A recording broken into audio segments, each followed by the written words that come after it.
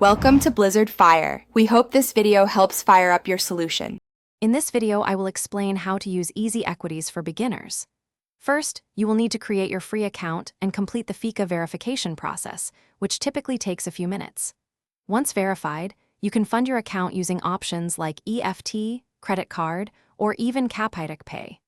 The minimum deposit is often as low as 50 Rand, making it accessible for everyone.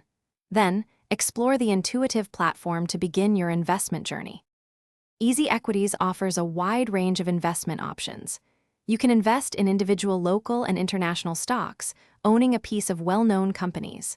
For broader market exposure, explore exchange-traded funds, or ETF, which hold a basket of assets. These provide instant diversification across many sectors. Additionally, unit trusts offer professionally managed portfolios, ideal if you prefer expert guidance. There are hundreds of options to choose from. Making your first investment is straightforward.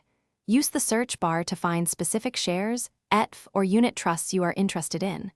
Once you have selected an asset, simply enter the amount you wish to invest, for example, 100 Rand. The platform will show you the fractional shares you will receive.